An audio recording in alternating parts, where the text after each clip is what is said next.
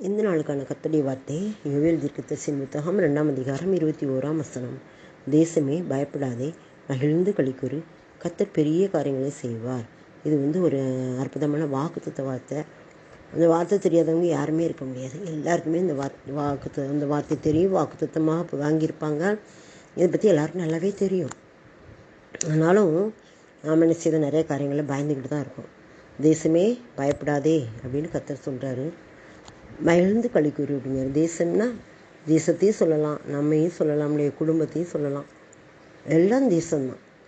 தேசமே பயப்படாதே, மகிழ்ந்து களிக்கூறு, கர்த்தர் பெரிய காரியங்களை செய்வார். இந்த வசனத்துக்கு ஒத்த ஒரு வாக்கியம் எங்கே இருக்குன்னா சங்கீதம் 37 இருக்குது.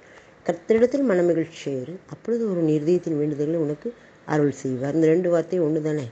நீ சந்தோஷமாயிரு, கர்த்தர் பெரிய காரியங்களை செய்வார். அதில் என்னென்னா மனமகிழ்ச்சியாக கர்த்தருடைய பாதத்தில் இரு, உன் வேண்டுதல்களை நிறைவேற்றுவார். ரெண்டுமே ஒரே வார்த்தை தான். இன்னும் கொஞ்சம் வித்தியாசமாக இருக்கும், வார்த்தை மட்டும் வித்தியாசம். இந்த வார்த்தை முற்றிலும் அப்படியே நிறைவேறக்கூடிய வார்த்தை என்னுடைய வாழ்க்கையில் நிறைவேறியிருக்கு.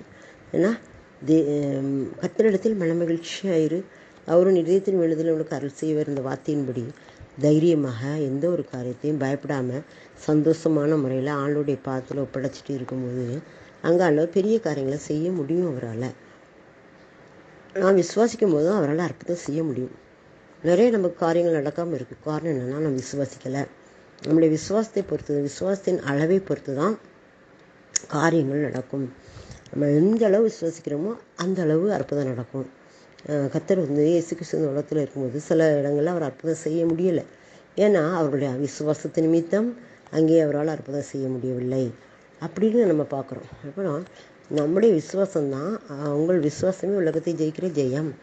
நிறைய இடங்களில் ஆண்டவர் அற்புதம் செய்யும்போது சொல்லுவார், உன்னுடைய விசுவாசம் பெரிது சிறியே, உன் விசுவாசம் பெரிது, நீ விரும்புகிறபடி உனக்காக கடவுது அப்படிம்பாரு. உன் விசுவாசத்தின்படியே உனக்காக கடவுது அப்படிம்பாரு. உன் விசுவாசத்தை நீ விசுவாசம் உள்ளவனா இரு அப்படின்னு சொல்லுவார். அப்போ விசுவாசிக்கும் போது அங்கே அற்புதங்களை செய்ய முடியும். இப்போ நம்ம ஒரு காரியத்தை பெற்றுக்கொள்ளணும்னா முதலாக நமக்கு தேவை விசுவாசம். அப்போ இந்த வார்த்தையின்படி தேசமே பயப்படாதேன்னு பயப்படாமல் இருக்கணும்.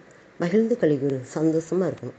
கர்த்தர் பெரிய காரியங்களை செய்வார். என்னுடைய வாழ்க்கையில், என்னுடைய குடும்ப வாழ்க்கையில், என்னுடைய தேசத்தின் காரியங்களில் பயப்படாமல் சந்தோஷமாக நான் இருப்பேன். கர்த்தர் பெரிய காரியங்களை செய்ய போகிறாரு அப்படின்னு சொல்லி எல்லாரும் விசுவாசத்தோடு இந்த வார்த்தையை அறிக்கையிடுங்க. ஆண்டவர் பெரிய காரியங்களை செய்வார். அதுக்கு பிறகு உள்ள வார்த்தைகள்லாம் ரொம்ப அருமையான வார்த்தைகளாக இருக்கும். இன்றைக்கு இந்த வார்த்தையை ஆண்டவர் நம்மோடு பேசியிருக்கிறார். நாம் பயப்படாமல் சந்தோஷப்பட்டு களி கூறுவோம். ஆண்டவர் நமக்கு பெரிய காரியம்